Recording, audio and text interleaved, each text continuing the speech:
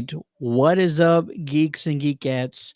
It is, I believe, the first edition of Ghost Head. I'm not even changing. I haven't even changed my brain yet. First ever Geekcast stream of 2024. I'm gonna do a real quick check to make sure I'm right about that. I am right. I got to be right about that. This is the Countdown to the Geek Cast. My name is Ted, aka Steady, and this is our first Geekcast stream of 2024. I'll be honest, this is our first Geekcast stream in a minute. Um, I started this show a little over a little over 8 years. Well, almost 9. We are 2 months away from our 9-year anniversary. I could have sworn it was 8. Oh my god, I'm getting old. I could have sworn it was it was 8.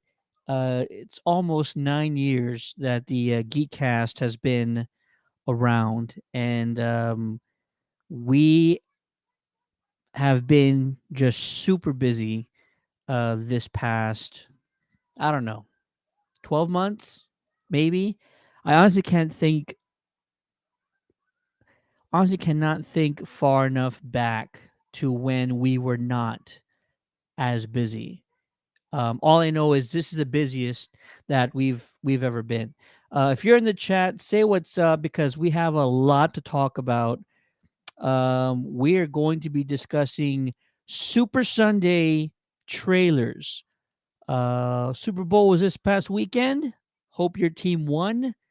If you are the San Francisco 49ers, I do apologize, but you went against arguably the best. Um, this is not a sports talk show, but I heard a sports analyst say that he is tired of picking against Mahomes and losing. So he picked the Chiefs to win. And if you give any time on the clock to Patrick Mahomes and the game is on the line, you lose. That's just what it is, and that's what happened on Sunday. But we're not here to talk about the game. We're here to talk about the trailers, and we're also going to catch up on superhero Comic Con. If you've been following the show since last summer, you saw all the epicness that was Superhero Comic Con last July. Well, they moved it up a month. Oh, and they added a second event that's taking place in October, the greatest month of the year. My personal favorite, also, my birthday's in it. So we're going to get caught up on all the latest updates with Superhero Comic Con. But first, haven't said that in a really long time. But first, let's give a shout out to our sponsor, the Countdown City Geeks stream is brought to you by the fantastic folks at Real Retro.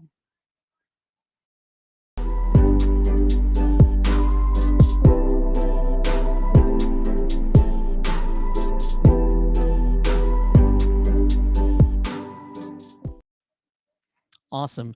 I would love for you guys to go check out countdowncitygeeks.com, our fantastic website, which we've been adding to quite a lot. And let's get into just a couple of real recent stories. Something that I'm very happy about. Let me go ahead and share it on the screen here. A few months back, I was lucky enough to interview a indie director by the name of Teresa Sutherland. Teresa directed a movie called Lovely, Dark, and Deep. It's a psychological thriller slash horror story. Um, and this was months ago when we actually had a chance to talk about her movie. Well, lo and behold, finally, the film has a release date, February 22nd in select theaters, and just a week and a half away. And it features the fantastic actress who Georgina Campbell from Barbarian, as well as Black Mirror on Netflix. Georgina is absolutely fantastic in it, as she is in everything that she's been doing. If you go to countdowntothegeeks.com, you can check out my interview with Teresa. Lovely, dark, and deep. I'm not going to spend a lot of time on this, but I will talk about it a little bit. Like I already mentioned, it is a great psychological thriller. It is about a park ranger. Park ranger, I forget which part of the country it's in because it was so long ago when I watched it. Um, a park ranger who is investigating missing persons. This is all sort of inspired by real and true events. You see, in the national parks across the US, there is like some unfathomable number of missing persons that are never seen from again. This was actually a very scary thing that I had come across on a whim, just going down the Facebook or the YouTube rabbit hole, and there is a strikingly large amount of missing people in the United States that go missing at in national parks. So this forest ranger, park ranger, she's investigating a missing person, and that's where I'm going to sort of leave off because it really starts spiraling out of control from there. And I don't want to give any specifics because part of the part of the intrigue about this film is that it really makes you guess on what's happening. And I love to figure out what's happening in movies, but this is one that really keeps you guessing pretty close to the end of the film on what's really taking place. It does a fantastic job of walking the line on the root causes of these sort of strange activities that are all happening on the screen. Georgina, if you've not seen her before, her film Barbarian is fantastic. Got a bunch of high praise from fans and critics last year. And then her episode of Black Mirror is also great. She was also in the Bird Box spin-off movie. Um, and that was also on Netflix, and that was pretty decent. It wasn't as sort of captivating as the first one, but she's one of my newest favorites in the horror movie genre. So please check out Lovely, Dark, and Deep in theaters or on demand when you get a chance. Okay, let's get caught up on Superhero Comic Con, shall we? If you've been following the Countdown City Geeks, we were a part of last year's Superhero Comic Con event. And this year is shaping up to be just as incredible. Right now, none of the headliners have been announced. Not one, not even a little bit, not even a tease. I've asked, not even a tease on who the headliners of this convention are going to be. However, if you go to Superhero Comic Con today, they already have a list. Pardon me. They already have a list of 10 free celebrities that you can get photos or autographs from. I'm going to repeat that, and I'm going to share this screen with my face here. This convention has 10 celebrity guests where you can get free autographs and selfies with. Name another con in the country that does that intentionally. What do I mean by that? You can definitely go to like a big convention and like win an autograph or win a selfie of with a cast or something. But at superhero, all you got to do is wait in line. You get to determine which of the free items you get. And so let's go down the list. Let's go down the list. Peter Weller, RoboCop himself, Laura Vandervoort, Sam Jones, Flash himself, Katie Lotz,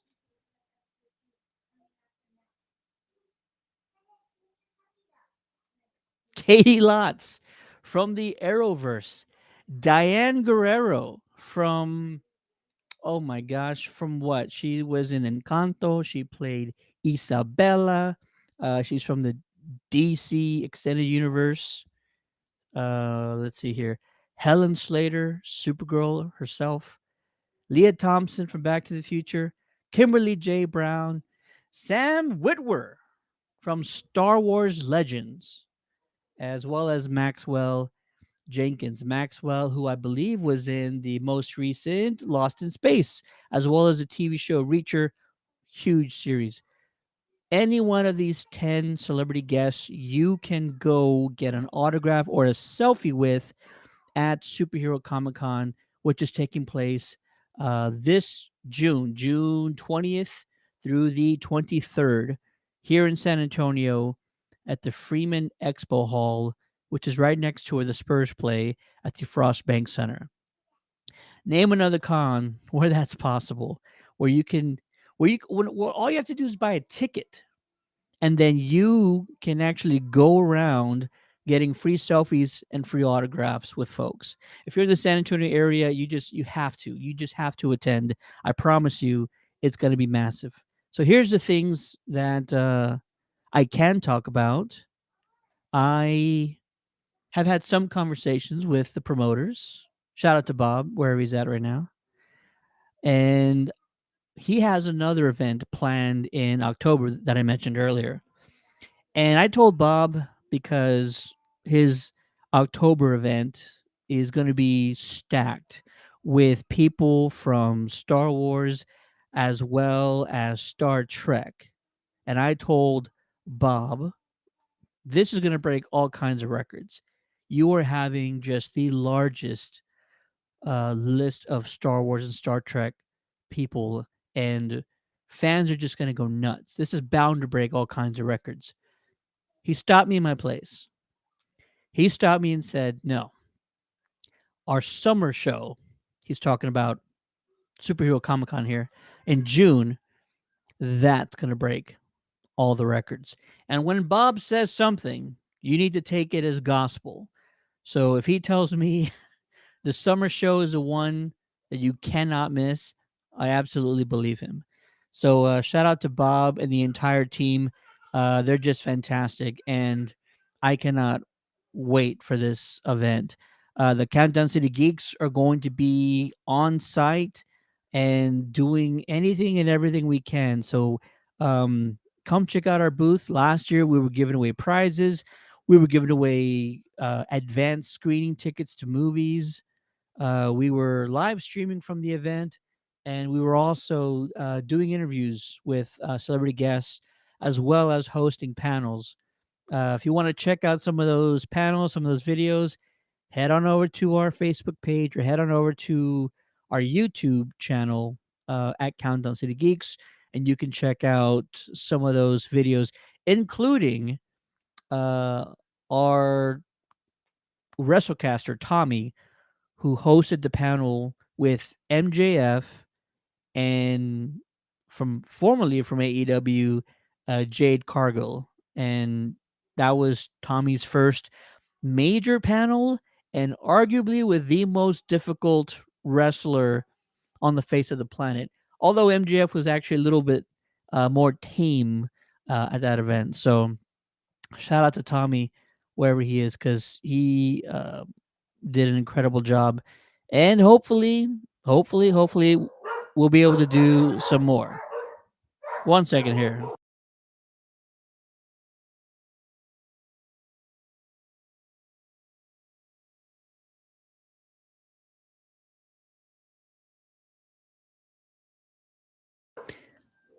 All right. If you've been following us and checking out our website, we actually have been giving away advanced screening tickets to multiple movies, and we're actually gearing up for a whole slew of new films. So if you are in the San Antonio or the Texas area and you want to attend a free advanced screening to one of these popular films, all you got to do is subscribe. Subscribe as well as check out our website so you can find out when the next group of tickets will drop. Upcoming very soon, in no apparent order, are advanced screening tickets to Dune Part 2, Kung Fu Panda 4, and Arthur the King featuring Mark Wahlberg, which looks fantastic. I don't know if you've seen the trailer to Arthur the King, but it is about, I believe, I believe it's about a ultra marathon competitor who is in this ultra marathon, and a small shaggy dog starts following him on this ultra marathon. I don't know if you know what the ultra marathon is. I'm sure you've heard with a regular I'm sure you've heard with a what a regular marathon is. A regular marathon's what, like 32.6 miles or 36 miles.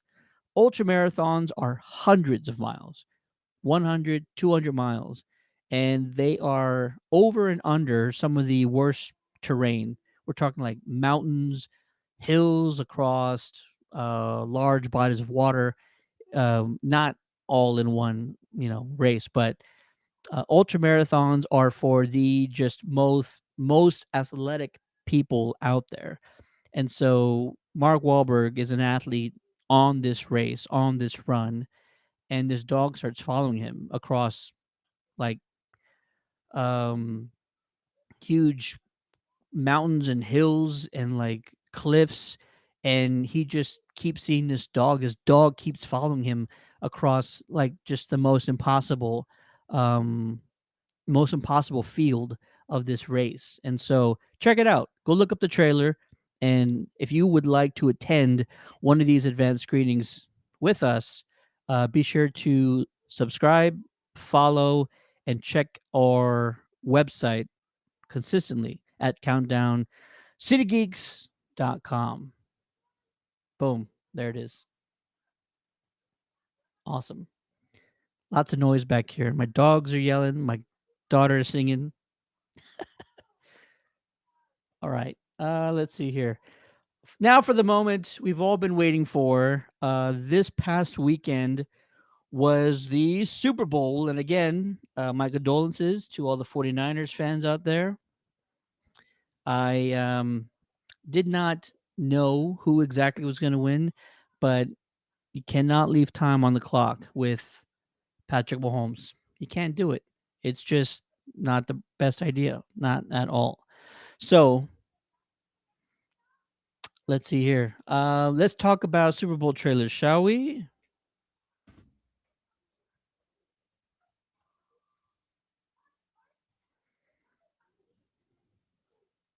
Awesome.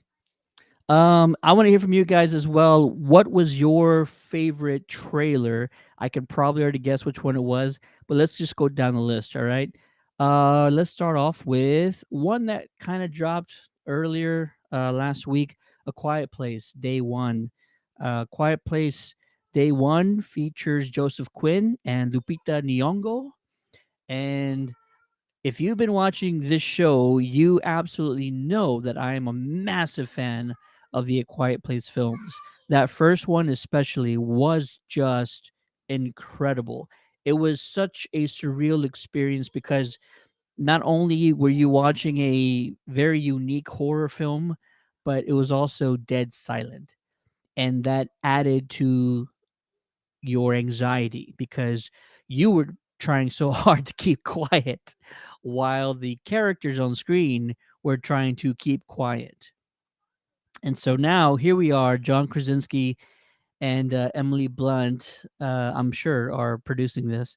A Quiet Place Day One, and it's all about how the invasion started, and it's going to be utter chaos. I know we sort of got a glimpse in the sequel about their small town when it got hit, but now it looks like they're in New York City, I would imagine, and it's just going to be complete chaos. And if you ask me, it's going to be like damn intriguing to kind of see how they direct this entire invasion, like how it's going to go down and how it's going to look. It's not going to be like Independence Day where just the spaceships blow up.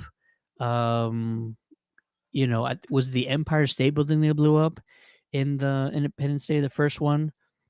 Eric Burns, what's going on, sir? Hi, everybody. What's going on, sir? Glad to see you. Just talking trailers right now. Let me know, what was your favorite trailer from this past Sunday? Um, Back to A Quiet Place Day One. It's not going to be like Independence Day, where spaceships blow things up, everything gets decimated. They are really going to be very thorough and detailed with what you're seeing on screen, and I cannot wait to see it because it's got to be just utter chaos.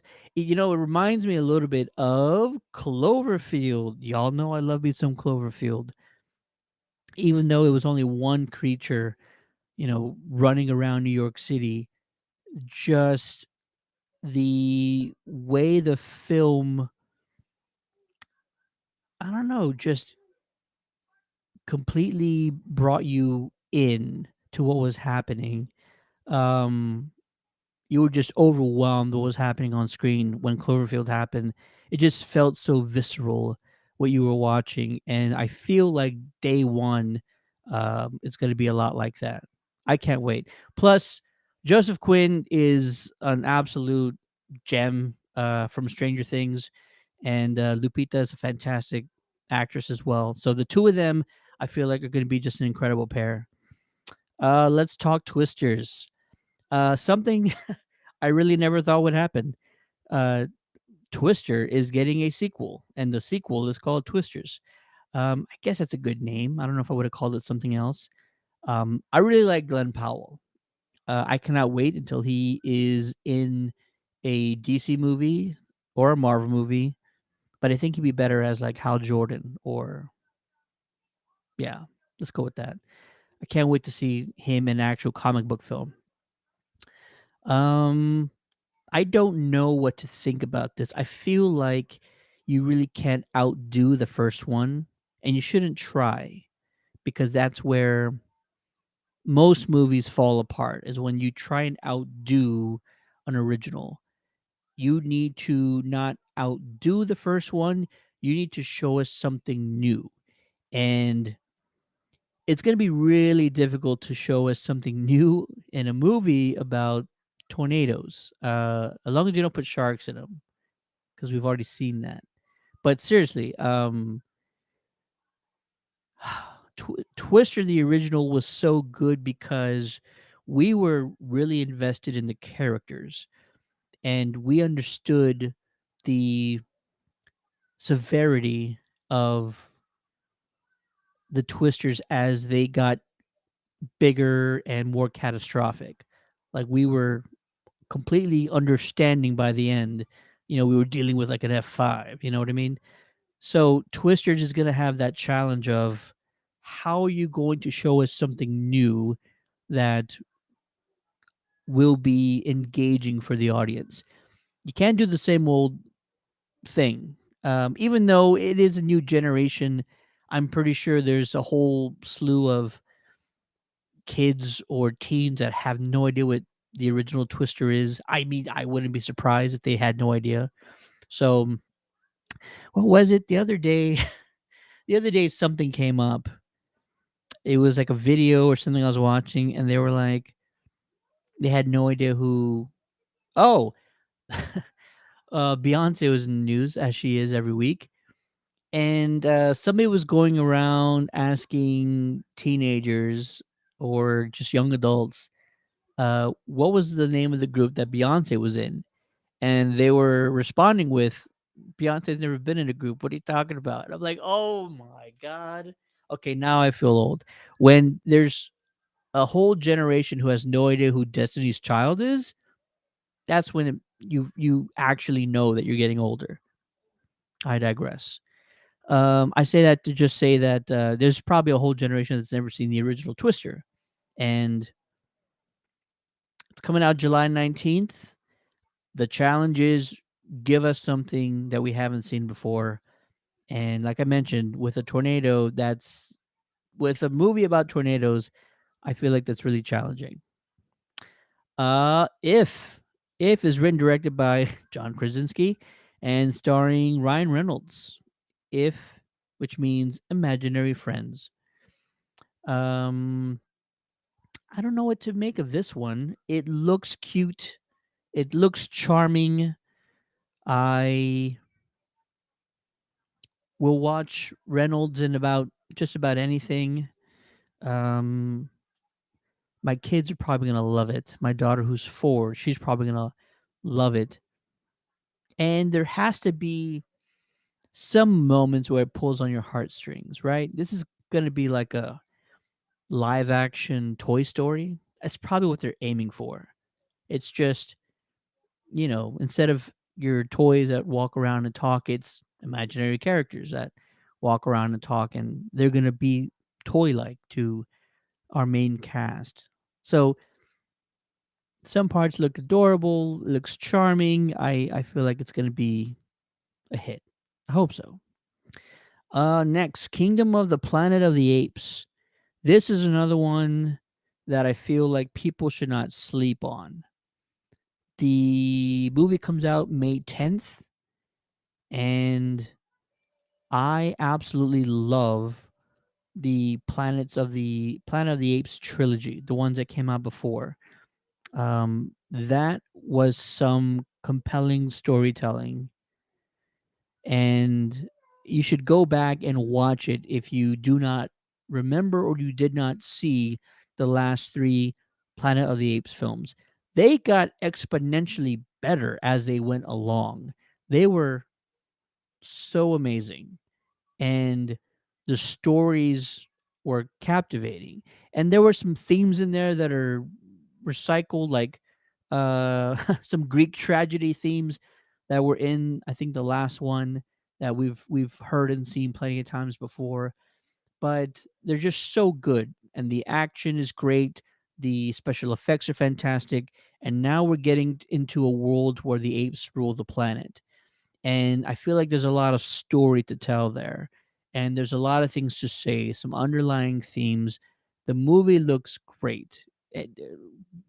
I knew the last trilogy of Planet of the Apes was great when one of the main characters had died, and I was like getting slightly emotional about it, and I was thinking to myself, "Oh my god, I am getting emotional about the death of a monkey," and that's how you know you've made a solid film when you can actually get people to really get emotionally invested in your one of your main characters who's a monkey, a walking, talking CGI monkey. And so, yeah, don't sleep on these films. Kingdom of the Planet of the Apes drops May 10th, as I mentioned. Yeah, go check out the trailer. I'm not going to say too much about Wicked, only because I have not seen the play Wicked, which I assume this is based off of. Yeah, it's a Broadway musical. Let's see here. There's a lot of nostalgia in it, which there should be, right? Everybody has seen The Wizard of Oz, or I say everybody my age and older has seen The Wizard of Oz. So I think there's going to be a lot for us to relate to. Again, I don't know how this new generation is going to receive it. I have a teenage son.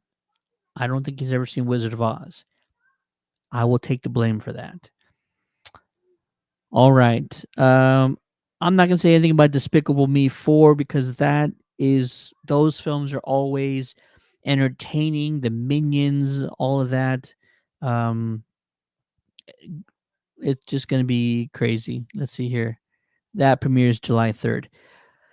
All right, now for the moment that we've all been sort of waiting for, Deadpool and Wolverine. And before we get to Deadpool and Wolverine, I want to just let you folks know out there that.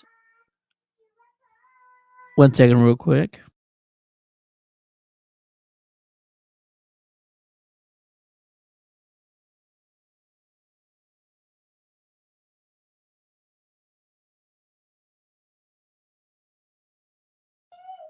All right, here we go. Before I start talking about the trailer, it is official. The Deadpool and Wolverine trailer has obtained 365 million views in the first 24 hours, making it the most viewed trailer of all time. Congrats to Ryan, Hugh Jackman, everybody involved. Marvel is thrilled, I'm sure, that they've broken their own record because the last record was held by Spider Man No Way Home, and we all know how that film turned out. It was epic. And if you don't think it was epic, you are absolutely wrong. All right, now about the Deadpool and Wolverine trailer. Just to let you know, I did do a reaction video, posted it earlier today. Finally, sorry about being so late, but go check out that reaction video. And it is mind boggling. And I am super intrigued by this premise of the TVA going after Wade Wilson, aka Deadpool. The trailer starts off with a birthday cake. It's Wade's birthday. They ask him to blow his candle and make a wish, and the trailer makes it the trailer infers that the wish potentially has something to do with the plot. Now that may be true, that may be not true. Maybe it's just serendipitous or coincidental that the TVA kidnaps Wade at this moment in time. Let's go with that. It's probably just a coincidence. But why? Why would they kidnap Deadpool, Wade Wilson?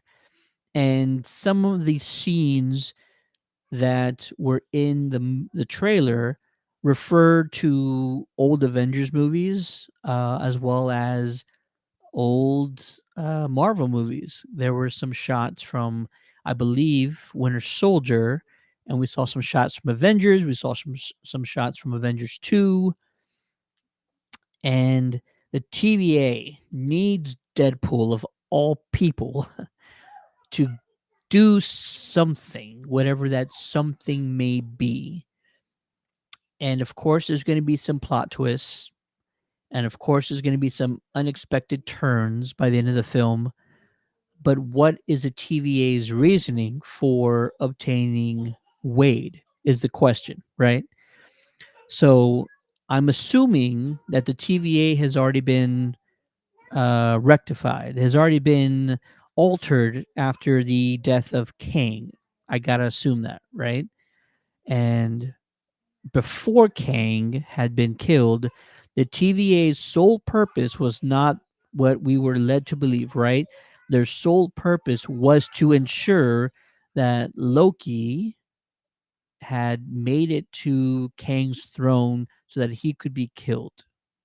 If you don't understand that, you need to go back and watch the first season of Loki to understand that everything Kang had done, the reasoning for the TVA was to manipulate time to ensure that Loki would meet Kang, or let's just say who remains at that moment in time so that he could be killed. Fact. Also, that was confirmed by the writer of the show, I believe. But I believe this TVA is not of the old regime. This is a new regime. It might even be a new regime post Loki season 2, which, if you haven't seen that, you should go watch that for sure because that is some of the best television of all time. And so I think this is just me trying to put my head in the writer's room, right? I think that the TVA's reasons are nefarious. I don't know exactly what they're setting Wade out to do, but it's not going to be for the reasons they say. He's probably most likely being manipulated because Wade, let's face it, is kind of gullible and probably easily manipulated. It feels like in the trailer they're sort of building him up, right? They call him the Messiah. He calls himself Marvel Jesus. And you only boost someone's ego up that much if you're trying to get them to do something that they probably wouldn't do otherwise. So the TVA needs him to go through time, it looks like, and we're visiting old Avengers films, Marvel moments, for some reason, and also Fox, right? Because we did see Pyro in the film, but there was also that crushed Fox sign behind in one shot, and so it kind of makes you feel like the Fox universe has already been, what do they call that in Loki? Tased, purged, cut out. I forget what it was, the term they used, but it kind of feels like Fox has already been thrown away. It's peculiar. This is what's so intriguing is not the fact that it's Deadpool with Wolverine involved. It feels like it what's intriguing is that they're building a story around these two. It's not just throwing them together and like letting them run loose. They're trying to build the story around it and it involves the TVA of all things, which can mean anything. Um Gosh, what is it when the TVA cuts somebody out of time? Cure? Purge? Let's say purge, but I know it's not it. It's almost like they need way to go and purge people that maybe don't belong in the Marvel universe. And let's say he finishes it and then they purge him because he ends up in this sort of trash can of all these people that look like they're in sort of some sort of dimensional apocalypse, which we've seen in the Loki series. So it looks intriguing. The jokes, they all hit tremendously. I'm looking forward to the jokes. Um, I I should have known better that they weren't going to show Hugh Jackman at all in the trailer because it is the first one. It is a teaser, right, of all things. But we've already seen photos of him everywhere, so we know what we're getting. But it's exciting. I like that little Easter egg of the Secret Wars comic in one of those final shots where Wade's laying on the ground. That's pretty awesome. And does this mean this is going to have ramifications that lead into Secret Wars? Most likely, right? I think it has to. Either way, I'm hoping, this is just my hope, I'm hoping for a Rick and Morty type storyline when it comes to this. I want this to be as zany and as bonkers as you can possibly imagine. That's just what I think. Don't hold back. Let it be wacky. Let it just bounce off the walls. Just go crazy. I think the crazier, the absolute better. I want to hear from you guys. What was your favorite trailer from this past Sunday? What were your favorite moments in the Deadpool uh, and Wolverine trailer? Shout out to Blake Lively, who is the wife of Ryan Reynolds. She was actually at the Super Bowl game in the same box as Taylor Swift. That's right, Taylor Swift got name dropped on the Geekcast. And Blake Lively was actually sporting a charm bracelet with the Deadpool and Wolverine cutout faces on her charm bracelet. So that poster that we got, it exists. It exists because it's on the wrist of Blake Lively. All right. That's gonna do it for us, guys. Again, let us know what your thoughts were about the past weekend's movie trailers. One more thing that I wanted to call out is that Star Wars Episode 1, The Phantom Menace, is coming back to theaters not on May the 4th, but on May 3rd, 2024. And I feel like, and I'm probably included in this, the entire Star Wars fandom has come to realize that we were a little bit too harsh on this film when it first came out. And I probably wasn't as harsh on it as most people, but I will admit that I've come to appreciate the entire prequel trilogy more than I did when it first came out. Fact. The thing about the prequel trilogy that most people don't talk about is that it was cohesive.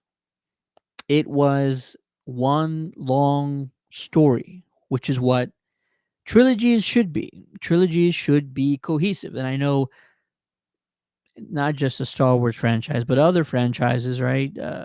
DC or whatever, when they make trilogies, there's some threads that tie them together, but they all still feel like separate stories that take place in one universe or one timeline.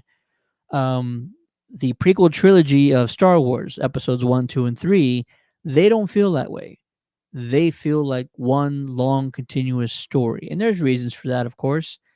But if you go back, and I strongly recommend you do, and pay attention to Senator Palpatine, for example, from episode 1 all the way through episode 3, you're going to have a better understanding and a much more you're going to be more appreciative of the entire scheme that he's trying to execute throughout that entire prequel trilogy. Like, you get to actually see the chess pieces moving, and it's just fantastic how they how he laid out his plot, how he manipulated certain characters, and it gives me just complete appreciation of the prequel trilogy. Go check out episode 1, The Phantom Menace, on May 3rd, 2024. I wonder if it's going to break a single box office record of the original episode 1, The Phantom Menace. Like, if they compare opening day back when it came out to opening day on 2024 May 3rd, if there's going to be a slight comparison. Because honestly, if they wanted to, they could, really um, up the ante. There's more theaters, there's more screens in the US today, around the world. There's more theaters, and you can really compete with the original opening and do some damage, and really, just put your best foot forward. All right. That is it, folks. Thank you all for watching. We appreciate you all. Be sure to check out our website at countdowncitygeeks.com. A couple of things I got to mention. Shout out to the WrestleCast that covered their first indie event this past weekend. Big Mike, that guy Tommy, the man, the myth, the legend, JC. They were all at Mission Pro Wrestling's Sleepless in San Antonio event. There were 6 matches on the card. They did a pre-show. They did interviews. It was a fantastic event put on by AEW superstar Thunder Rosa herself, who manages that organization. If you want to see some videos, head on over to our YouTube channel and check those out, or on Facebook or Instagram to see some of those interviews that they conducted. Shout out to Daniel from Legacy of Nerd, also part of the Countdown to the Geeks network. Daniel's been working with the Nostalgia Con here in San Antonio, and he's going to be conducting some panels, as well as hosting some Power Rangers at the Legacy of Nerd booth here in San Antonio, May 10th through 12th at the Henry B. Gonzalez Convention Center. So shout out to Daniel. Um, Shout out to the Star Wars Stuff podcast. Today, they just did an interview with. Mm-mm-mm-mm.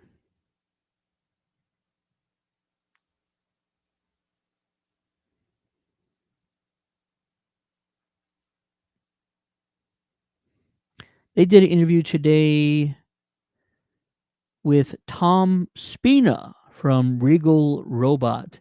That aired earlier today. If you want to check out that interview, head on over to their YouTube channel. They're also part of the Countdown City Geeks network.